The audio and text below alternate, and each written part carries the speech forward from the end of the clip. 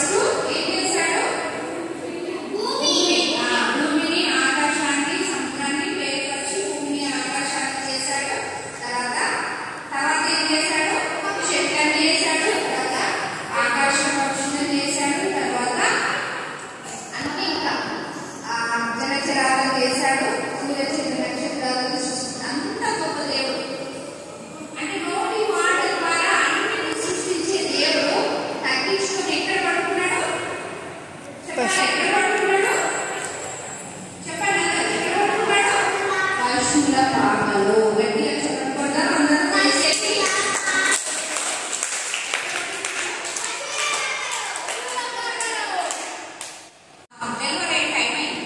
Delivery time అయిన తర్వాత అప్పుడు జనాభా లెక్కలు రాయించుకోవడానికి ఎవరి ఊరికి వాళ్ళు వెళ్ళండి అని రాజు ద్వారా ఒక ఆజ్ఞ అయినప్పుడు ఇప్పుడు మనకు కూడా ఆధార్ కార్డు అంటే ఇక్కడ ఏ ఊళ్ళో ఉంటామో ఆ ఊళ్ళోనే తీసుకోవాలి కదా. సేమ్ అట్లనే అక్కడికి జనాభా లెక్కలు వేయించుకోవడానికి వాళ్ళ ఊరికి వెళ్ళమని ఆజ్ఞ అయిన తర్వాత ఇక్కడ నుండి వెళ్ళి వాళ్ళు బెత్లెహేము ఊరికి వెళ్ళి నడుచుకుంటూ అప్పటికి ఆమెకు నెలలు నిండిపోయినాయి. గాడిద మీద నన్ను కూర్చోండి, గాడిద మీద కొంచెం ముందుగా గాడిద మీద ఆమెను మరియమ్మని ఎక్కించుకొని ఇంకా నడవలేక వెళ్ళేసరికి అందరూ ఆల్రెడీ అందరూ ఇంకా మంచిగా కట్ట వెళ్ళే వాళ్ళంతా కూడా వెళ్ళిపోయారు. ఈమె నడవలేక మెల్లమెల్లగా ఇంకా వెళ్ళేసరికి అక్కడ ఉన్న సత్రాలన్నీ కూడా నిండిపోయాయి. అందరి ప్రజలతోటి అక్కడ సత్రాలన్నీ కూడా నిండిపోయాయి. ఎవరింటికి వెళ్ళినా కూడా ఇంకా ప్రెగ్నెంట్ లేదు కదా, డెలివరీ అవుతుంది కదా ఆమె, అందుకు ఎవ్వరు కూడా స్థలం ఇస్తలేదు. ఎవరింటికి వెళ్ళినా కూడా స్థలం ఇస్తలేదు. అప్పుడు ఒక్క ఆమె మాత్రము డోర్ తీసి ఏమని చెప్పింది? మా పక్కన పశువుల పాక ఉంది. పశువుల పాక అంటే తెలుసు కదా, ఏముంటాయి అందులో? పశువులు ఉంటాయి. పశువులు ఉంటాయి కాబట్టి ఆ పశువుల పాక ఉంది. ఆ పాక పక్కన ఒక తొట్టి ఉంది. ఆ తొట్టిలో నీళ్ళు పెడతాము. మేము ఇప్పుడు వాడుకుంటలేము. పశువుల పాక కూడా వాడుకుంటలేము. ఆ తొట్టి కూడా ఇప్పుడు నిండిపోయింది, వాడుకోవట్లేదు. అది మీరు వాడుకోండి అని చెప్పగానే ఇంకా ఏం చేస్తారు? స్థలం లేదు కదా, అక్కడ ఎక్కడ కూడా స్థలం లేదు. కాబట్టి ఇంకా మరియమ్మను తీసుకొని ఆ తొట్టి, నీళ్ళు పెట్టే తొట్టిని అదంతా కూడా మంచిగా కూర్చుకొని వీళ్ళు తీసుకెళ్ళిన పాత వస్త్రాలన్నీ కూడా కప్పేసి ఇక్కడ అన్ని పశువుల అంతా గడ్డి అదంతా ఉంటుంది కదా, చెత్త అదంతా కూడా ఇంకా అందులోనే పాపము మరియమ్మను పడుకోబెట్టిన తర్వాత డెలివరీ అయిన తర్వాత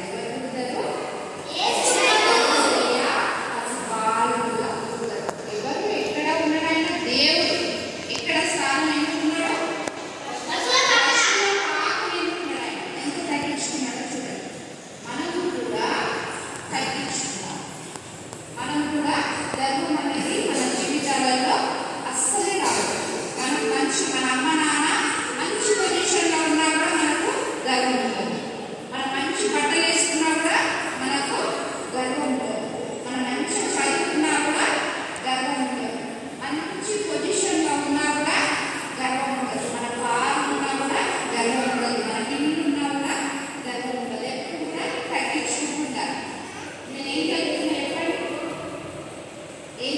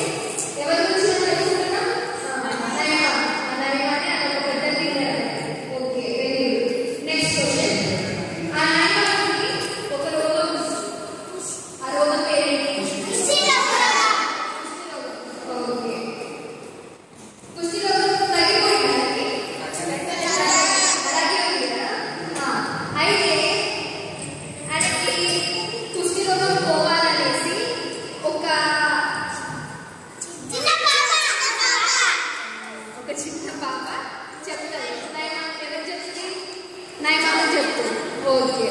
అప్పుడు ఉంటాడా చిన్న పాప మాట ఏమని చెప్తుంది చెప్తుంది ఆ చిన్న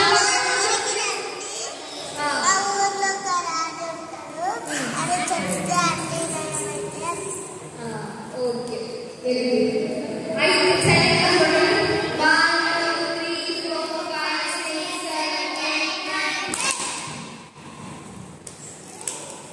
ఆ చిన్న పాప ఏమని చెప్తుంది, మా ఊరికి రండి, మా ఊర్లో ఒక ప్రవక్త ఉన్నాడు, ఆ ప్రవక్త ప్రేయర్ చేస్తే ప్రార్థన చేస్తే నీ కుష్టి వ్యాధి పోతుంది అని చెప్తారు కదా. అయితే ఆ ప్రవక్త పేరేంటి? ఆ ప్రవక్త పేరేంటి? ఎలీషా. Very good. సరే 1 2 3 4 5 6 7 8 9.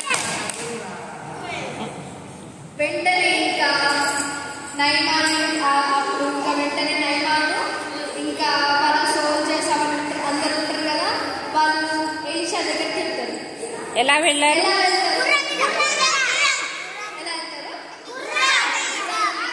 రథాల మీద. అక్కడికి వెళ్ళిన తర్వాత పిల్లలు ఎలీషాని పిలుస్తారు. నైమాను పిలిచిన వెంటనే అప్పుడు ఎలీషా బయటకు వస్తాడా? రాడు. అక్కడే ఉంటాడు కదా, రాడు కదా బయటికి. ఓకే. అప్పుడు నైమానుకి కోపం వస్తుందా? ఎవరి మీద కోపం వచ్చింది? ఎందుకు కోపం వచ్చింది?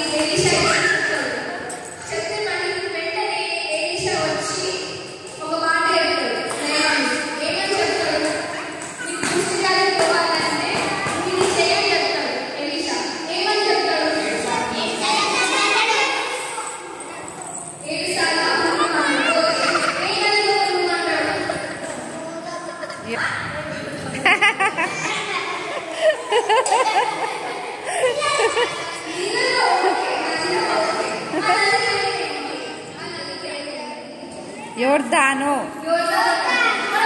చెప్ప